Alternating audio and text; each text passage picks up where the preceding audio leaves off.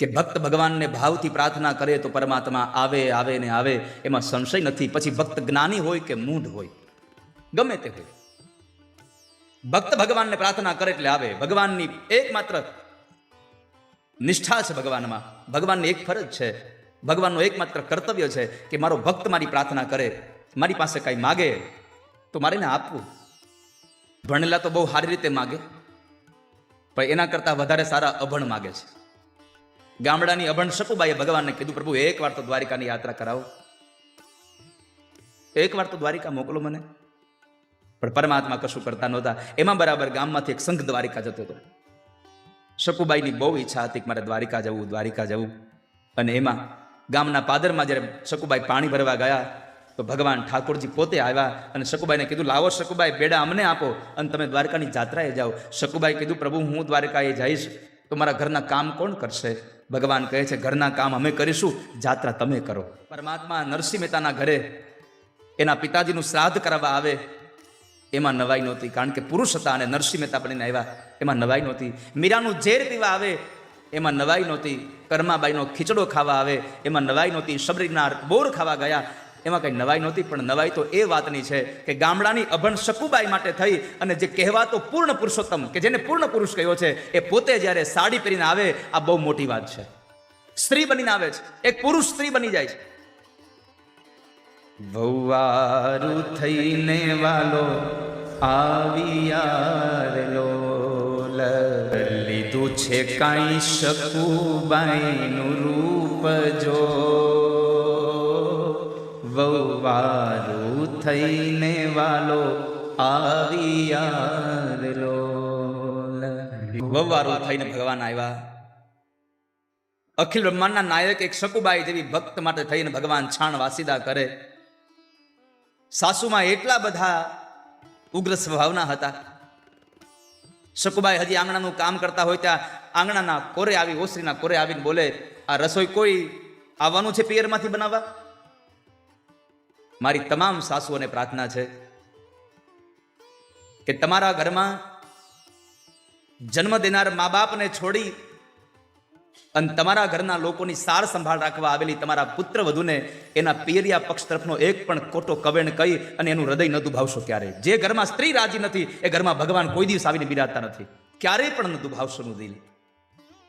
રસોડામાં પગ વાલે મૂકીઓ રેલો, જેવું સાસુમાએ કહ્યું કે આ રસોઈ કોણ બનાવશે? શકુ, અરે બા હમણાં બનાવી નાખું છું. ભગવાને રસોડામાં ગયા. હવે આ ત્રિભુવનના માલિકને વાર કેટલી,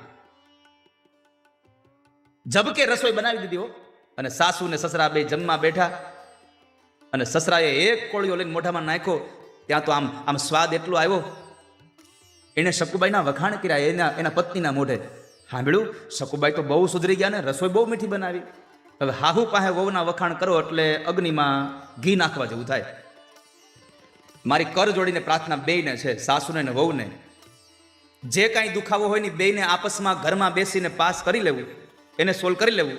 પણ વહુ કે સાસુએ પડોશમાં જઈને કાંઈ સોલ્વ કરવાના પ્રયત્ન ન કરવા, કારણ કે પડોશીઓ સોલ્વ કરવા માટે નથી હોતા, એ સકોર કરવા માટે હોય છે, એ શોર કરવા માટે હોય છે. એ ત્રીજાને કહેશે, ત્રીજો એના આગળ કહેશે. આમ કરતા કરતા તમારા સાસુ ને વહુની બેયની વાત આખા ગામમાં ફેલાઈ જશે. માટે કહું છું, તમારે જે કાંઈ સોલ્વ કરવું છે એ બંને બેસીને કહી દો, બા મને તમારી આ વાત ન ગમી, હવે ન કરતા આવું હો ને. અને વહુની વાત ન ગમે તો કેવું, બેટા તારી આ વાત બરાબર નથી, આપણા પરિવારને યોગ્ય ના લાગે આ વાત. આ બે વાતોથી તમારા પરિવારનું ઢાંકી રાખજો. શકુબાઈના સાસુ કહે છે એ એમને નથી થયું, એ તો માર પડ્યા ને એટલે સુધરા જ. શકુબાઈ યાત્રા કરીને પાછા આવે. ભગવાન ઘરેથી પાણીના બેડા લઈને નીકળે ને ગામના પાદરમાં જ્યાંથી બેડા લીધા હતા ત્યાં બેડા આપી દીધા. શકુબાઈ રોજ સવારમાં પાણી ભરવા જતા હતા. આજે સંઘ થોડુંક મોડું આવ્યો એટલે શકુબાઈના રૂપમાં ભગવાન થોડા મોડા ગયા. એટલે હાહુએ પૂછ્યું કે અત્યારે? હા બા, થોડુંક કામ પતી ગયું, પાણી ઘટે છે, ભરી આવું ને. હા જલ્દી આવજે જા. કારણ કે ભગવાન નક્કી કર્યું કે હવે નીકળી જવાય, નકર બે શકુ ભેગી થાય તો માથાકૂટ થાય. ભગવાન તરત જ નીકળી ગયા. ગામના પાદરમાં જઈ અને શકુબાઈના હાથમાં બેડા આપીને કીધા કે લો શકુબાઈ, હવે તમે ઘરના કામ કરો, હું મારા ઠેકાણે જાઉં છું. પણ યાદ રાખજો હો, આ વાત કોઈને કરશો નહીં, આપણે બે નહીં. તારી ને મારી આ વાત કોઈ જાણે નહીં. શકુબાઈ રડતા રડતા ભગવાનને કહે, પ્રભુ મને લઈ જાઓ ને સાથે. શકુબાઈ, હજી વાર છે તમારે. આંખના આંસુ લૂછીને શકુબાઈ પાણીની હેલ લઈ ઘરે આવે. એમાં 1-2 દિવસ થયા અને એક મહાત્માજી આવીને શકુબાઈના હાહુને કીધું કે બેન, બહુ ભાગશાળી છો તું.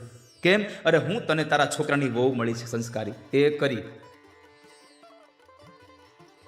ભગવાને શકુને ના પાડી હતી, અમારા જ આવીને કર્યું. કેમ આવું બોલો છો? અરે તારી શકુબાઈ અમારા સંઘમાં આવી, તારી વહુ અમારા સંઘમાં આવી અને એવા એવા ગીત અને એવા એવા પદ ગવડાવ્યા, અમે દ્વારિકા પહોંચી ગયા, કોઈને થાક ન લાગ્યો. શકુબાઈના સાસુ કહે, તમે મારા જ બરાબર તો છે ને.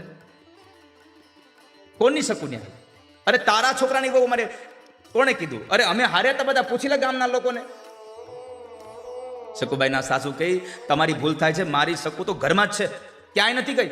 અરે બોલાવ તમારા વહુને, હમણાં ખબર પડે. શકુબાઈને બોલાવીને સાસુમાએ કીધું, આ મહાત્માજી કહે છે શકુબાઈ સાચું છે? એને કહું ઘરમાં હતી.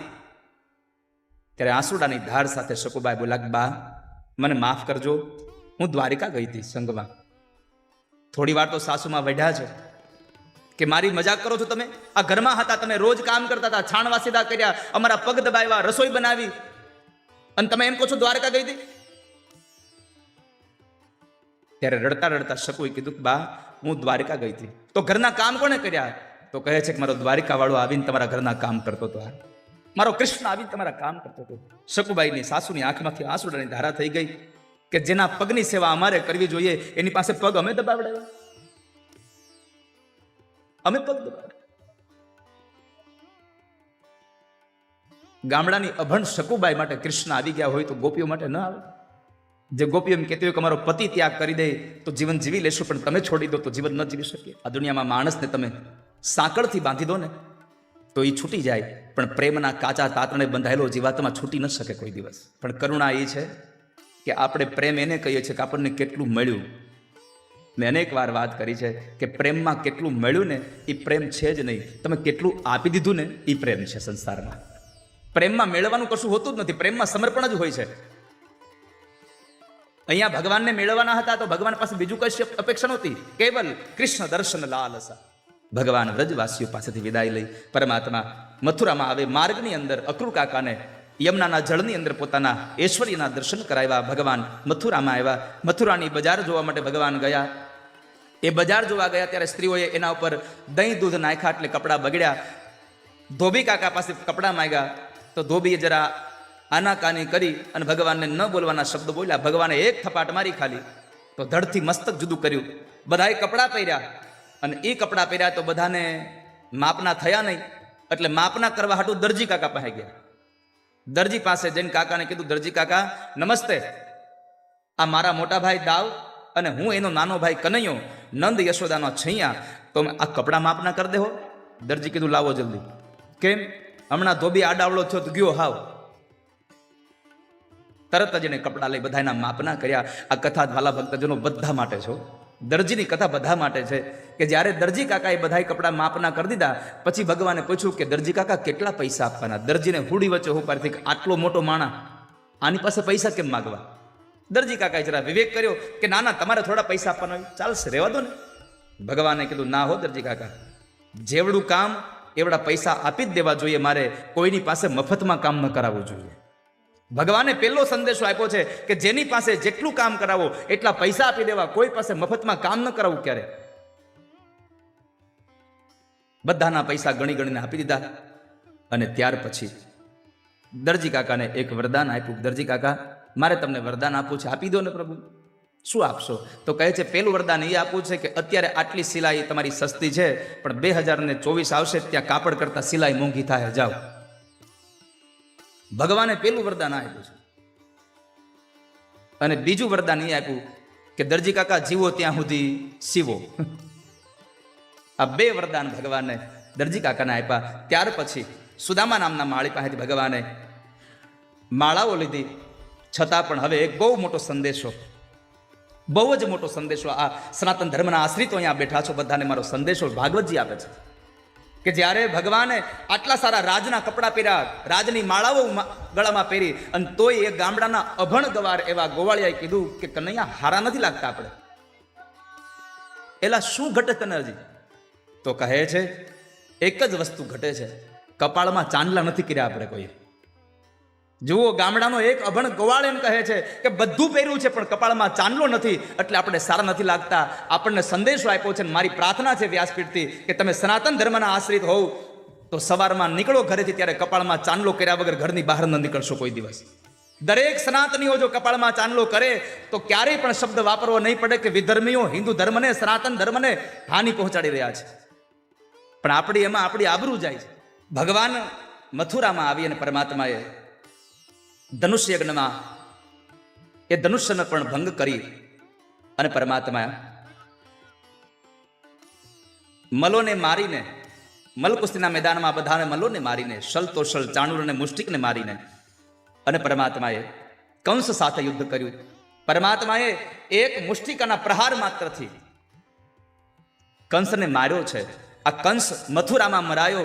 અધ્યાત્મ જગતમાં એક અર્થ છે, મથુરા એટલે આ શરીર છે.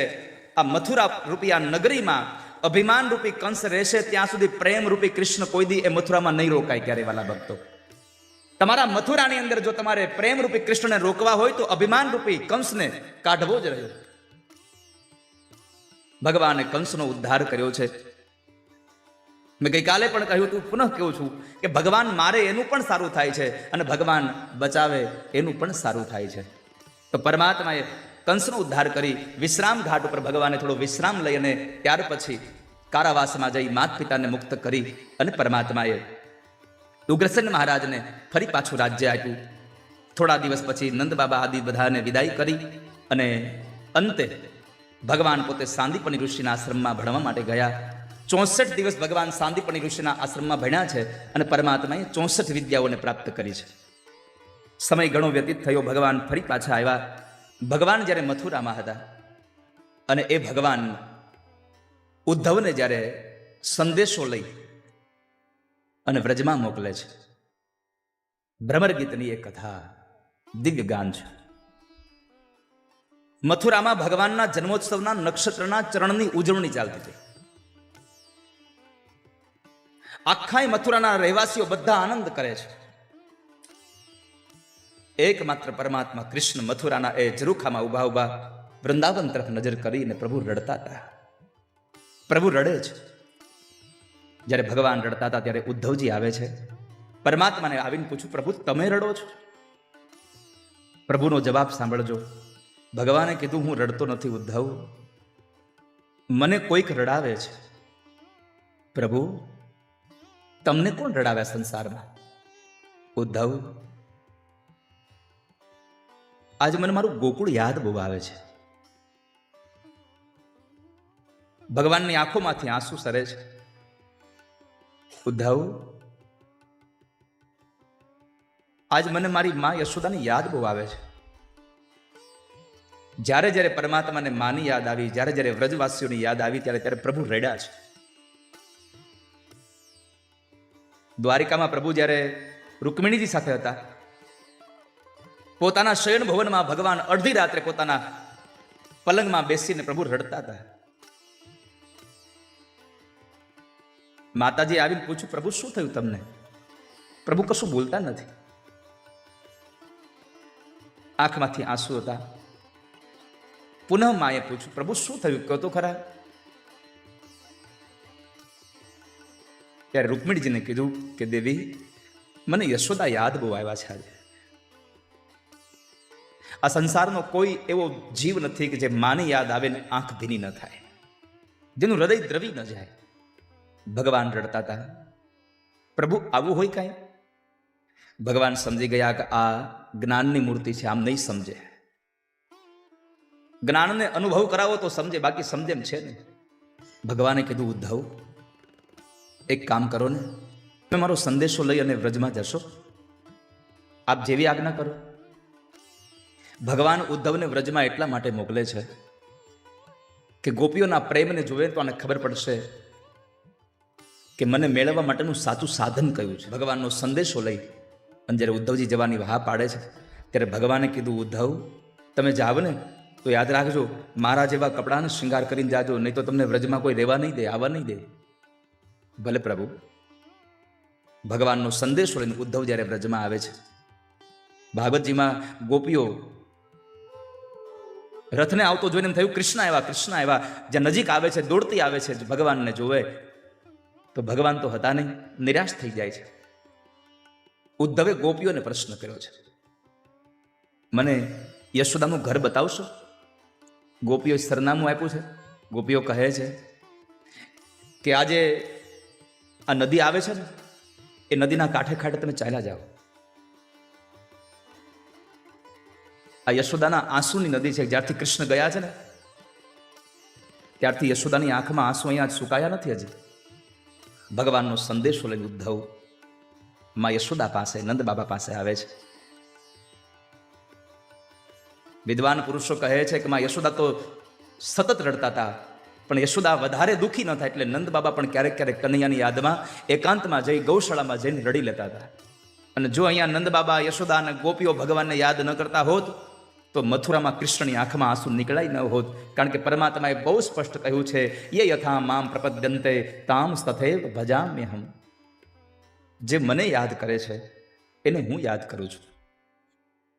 બંને બાજુ સ્થિતિ સરખી છે, બંને બાજુ રડે છે. અને એવા સમયે ગોપીઓ પાસેથી બહુ સુંદર આખો સંવાદ છે. ગોપીઓ પાસેથી, માં યશોદા પાસેથી, ગોવાળો પાસેથી, બધા પાસેથી જ્યારે ભગવાન કૃષ્ણ પ્રત્યેનો પ્રેમની વાતો સાંભળતા રહ્યા ને, ભાગવતજીમાં લખ્યું છે કે ઉદ્ધવજી મહારાજ 2-4 દિવસ માટે આવ્યા હતા, મહિનાઓ સુધી નથી નીકળી શક્યા વ્રજમાંથી બહાર. પરમાત્માના પ્રેમની વાતોમાં એટલા ડૂબી ગયા. એમાં એક વખત સાંજના સમયે ઓસરીના કોરે થાંભલીને ટેકો દઈ માં યશોદાની સાથે જ્યારે બેઠા હતા ત્યારે યશોદાજીએ કહ્યું કે ઉદ્ધવ, કનૈયો તો મેલમાં રહેતો હશે ને? હા માં. તો મારા કનૈયાને મારો એક સંદેશો આપશો? કહો ને માં, શું કહું? ત્યારે માં બોલ્યા છે, કનૈયાને કહેજો ને કે તારા મહેલમાં તો બહુ બધા દાસ દાસીઓ છે, એકાદી દાસીની જગ્યા ખાલી હોય તો તારી યશોદા તારી દાસી બનવા તૈયાર છે, જો કનૈયા તારું મોઢું જોવા મળતું હોય તો. માં યશોદાએ કહ્યું હું એની દાસી બનવા તૈયાર છું. આ શબ્દથી ઉદ્ધવની આંખો ભરાઈ ગઈ. માં, આવું ન બોલશો, હું કૃષ્ણને કહીશ, તમને મળશે. ઉદ્ધવજી ઘણા દિવસો સુધી રોકાઈને પછી જ્યારે નીકળે છે, કનૈયા પ્રત્યેનો આ વ્રજવાસીનો પ્રેમ જોયો અને ઉદ્ધવે માની લીધું કે પ્રેમ આ સંસારમાં બધાને રડાવે છે, પ્રેમ બધાને રડાવે છે. માં યશોદાએ એક ફૂલડીમાં માખણ ને મિશ્રી આપ્યા છે. માખણ ને મિશ્રી લઈ અને ઉદ્ધવજી જાય છે. મથુરામાં આવી અને ભગવાનને સંદેશો આપ્યો. માખણ ને મિશ્રી આપ્યા. પ્રભુ રડ્યા છે. મથુરામાં ભગવાન જમવા માટે, ભોજન માટે બેસે છે અને થાળ પીરસાયો. ભગવાનનો વસ્ત્રથી એને આચ્છાદિત કરેલું હતું. ભગવાન આસન પર બેઠા છે અને વસ્ત્રને જ્યારે લઈ છે, ભગવાન થાળને વંદન કરી પાછા જતા રહ્યા. ઉદ્ધવજી આવીને કીધું, પ્રભુ શું કામ આટલા દુઃખી થાવ છો? જમી લો ને આપ. ભગવાને કીધું, ઉદ્ધવ, દાસ દાસીઓને કહો મારા ભોજનમાં જેટલું પણ એને રસોઈ બનાવી અને મૂક્યું હોય તે મૂકે, પણ આજ પછી ક્યારેય માખણ ને મિશ્રી મારા થાળમાં મૂકે નહીં ક્યારેય. નંદ લાલા ને માતા યશોદાજી સાંભળે, મમતાની મૂર્તિ મારી રહી ગઈ ગોકુળમાં. મમતાની મૂર્તિ મારી રહી ગઈ ગોકુળમાં. 56 ભોગ અહીં થાળ ધરાય છે, માખણ ને મિશ્રી મારી રહી ગઈ ગોકુળમાં. નંદ લાલા ને માતા યશોદાજી સાંભળે, મમતાની મૂર્તિ મારી રહી ગઈ ગોકુળમાં. ઉદ્ધવજી ભગવાનને આ સંદેશો આપીને ભગવાનને એટલું કહ્યું, ભગવાન મારી એટલી પ્રાર્થના છે કે હવે પછીના જન્મની અંદર જો તમે મને આ સંસારમાં મોકલો તો વ્રજમાં મોકલજો. વ્રજમાં મોકલો. કદાચ તમને એમ થાય કે મારે આને માણસ નથી બનાવવો તો વ્રજના વૃક્ષનું પાંદડું બનાવજો, પણ જો મોકલો તો મને વ્રજમાં મોકલજો, જેથી કરીને તમારી પ્રિય ગોપીઓના પગના તળિયેથી ઉડેલી રજ એ પાંદડા ઉપર પડે અને મારું જીવન ધન્ય થઈ જાય. આટલો સુંદર ભાવ કહી આ કથાને અહીંયા શ્રીમદ ભાગવતના 10મ સ્કંદને અહીંયા પૂર્વાર્ધને અહીંયા વિશ્રામ કરીને ઉત્તરાર્ધમાં જ્યારે પ્રવેશ થાય, ઉત્તરાર્ધના પ્રવેશની અંદર કંસ મરાયો એટલે એની 2 પત્ની અસ્તિ અને પ્રાપ્તિ બેઉ મગધરાજ જરાસંધ પાસે જાય છે. જરાસંધે 17 વખત ચડાઈ મથુરા ઉપર કરી 18મી વખત કાળિયવન સાથે મળીને 2 દુશ્મનો ભેગા થઈને આવે એટલે ભગવાને નક્કી કર્યું કે 2 દુશ્મનો ભેગા થઈને આપણે રહેવાય નહીં. પછી પરમાત્માએ વિશ્વકર્માને કહીને નવી નગરી વસાવી, નવી નગરીનું નિર્માણ કર્યું અને ત્યાંના જે યાદવો છે એ બધાને લઈ અને ભગવાને નવી નગરીમાં પધરાવ્યા.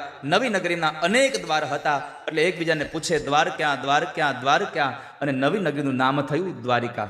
દ્વારિકાનું ભગવાને નિર્માણ કર્યું. ત્યાર પછી પરમાત્મા ગુફાઓમાં સંતાયા એટલે જરાસંધે ગુફાઓ સળગાવી.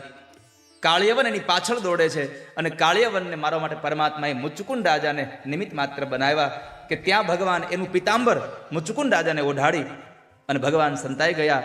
કાળિયવને આવીને મુચુકુંદને જગાડ્યા તો એની નજર એના પર પડી, કાળિયવન બળીને ભસ્મ થયો. ભગવાન ચાલતા થયા તો મુચુકુંદ રાજાએ કહ્યું, ભગવાન દર્શન ક્યારે આપશો? ભગવાને કહ્યું કે તમારો આ જન્મ પૂરો થાય અને બીજો જન્મ તમને મળશે ત્યારે હું તમને દર્શન આપીશ. અને મહાપુરુષો એમ કહે છે કે મુચુકુંદ રાજા મૃત્યુ પામ્યા, એનો બીજો જન્મ જૂનાગઢના નરસિંહ મહેતા તરીકે થયો અને ભગવાન એને દર્શન આપ્યા છે. આવી દિવ્ય કથાઓ સુખદેવજી મહારાજ રાજા પરીક્ષિતને બતાવતા બતાવતા હવે ભગવાનના લગ્નની કથા છે, પરમાત્માના લગ્નની કથા. વિદર્ભ દેશના રાજા એ ભીષ્મકની કન્યા રૂકમિણી, એના લગ્ન ભગવાન સાથે થાય. પણ ભગવાનને લગ્ન કરવા છે પણ ક્યારે કરે કે મોટા ભાઈ પરણી જાય ત્યારે. તો બ્રહ્માજીના આદેશ માત્રથી દાઉજી મહારાજનું લગ્ન રેવત રાજાની દીકરી રેવતી સાથે થયા અને પછી ભગવાને લગ્ન કરવાનો આરંભ કર્યો. પરમાત્માનું પેલું લગ્ન રાક્ષસી વિધિ થયું છે. ભગવાને રૂકમિણીનું હરણ કર્યું છે. રૂકમિણીને જ્યારે એના પિતા ભીષ્મકે કહ્યું કે તારા લગ્ન માટે આપણે મૂર્તિઓ શોધીએ, તો રૂકમિણીએ કહ્યું કે ના પિતાજી, મારે લગ્ન નથી કરવા.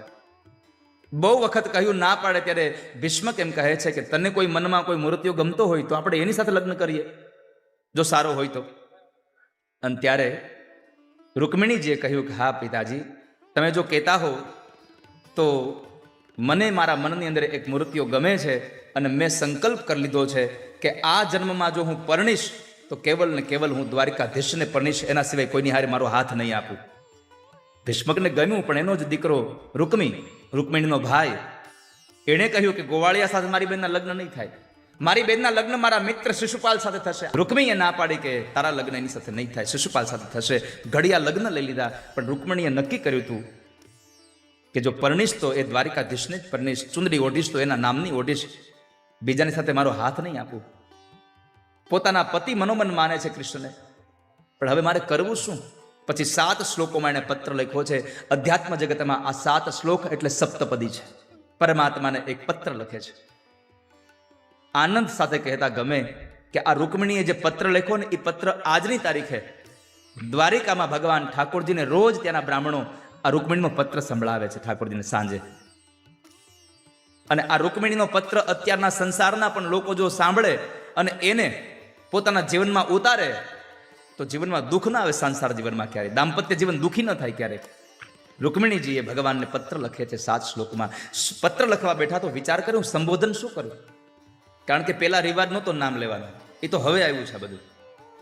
અને હવે આવ્યું તો ખરું, પણ આવવા વાળું આવ્યું છે. કેટલા હુલામણા નામે બોલાવે. આપણે થાય કે 2-3 વખત એકારે બોલશે તો એટલો ગળી જાય અને ડોલમાં ભરવો પડશે. એટલા હુલામણા નામથી બોલાવે. પેલાના માતાઓ ક્યારેય પોતાના પતિના નામ નહોતા લેતા, અને એનું કારણ એ હતું કે નામ એનો નાશ આવું સાંભળ્યું હતું એટલે ક્યારે નામ નહોતા લેતા. મેં મારા સગા કાને અને આ આંખે જોયેલો પ્રસંગ છે. ગામડાઓમાં જ્યારે આપણે પેલા જાન પરણવા આવે અથવા તો કોઈને ત્યાં જમણવાર હોય, લગ્ન હોય ને, ત્યારે ચાંદલો લખવા બેસતા હોઈએ. ત્યારે કોઈ વડીલ માતા આવે, કારણ કે ગામમાં 1-2 જગ્યાએ સાથે પ્રસંગ હોય ને અહીંયા કોઈ પુરુષ ના આવી શક્યો હોય, તો જ્યારે કોઈ સ્ત્રી આવે ત્યારે સ્ત્રી આપણને પૈસા આપે એટલે આપણે કઈ શું નામ લખો, તો બાજુમાં જે ઉભો ને એને કે એ છોકરા તાર કાકા નામ લખાય. તો નામ નહોતા લેતા ત્યારે. અને અત્યારે તમને મુબારક, રૂકમિણીએ વિચાર કર્યો હું શું લખું, પણ બેનો જે વડીલ માતાઓ જે પોતાના પતિને સંબોધન કરતા શું કહેતા, સાંભળ્યું તમને કહું છું, 25 પુરુષો બેઠા હોય અને એક સ્ત્રી આવી અને લાજનો ઘૂમટો રાખીને કે સાંભળ્યું ઘરે હાલો તો, એ સાંભળ્યું કહીને એટલે એક જ ઊભો થાય, એક જ સાંભળ્યું હોય. યાદ રાખજો, આટલી મર્યાદાઓ આપણા સમાજની હતી. અને એ સાંભળ્યું શબ્દ કોઈ આપ્યો હોય તો રૂકમિણીજી આપ્યો છે ભગવાનને. સાંભળો શબ્દથી સંબોધન કર્યું. કારણ કે હે પતિદેવ એવું ન લખાય, કારણ કે મેં એને પતિ માન્યા છે, હું એની પત્ની છું કે નહીં હજી એને સ્વીકાર્યું નથી.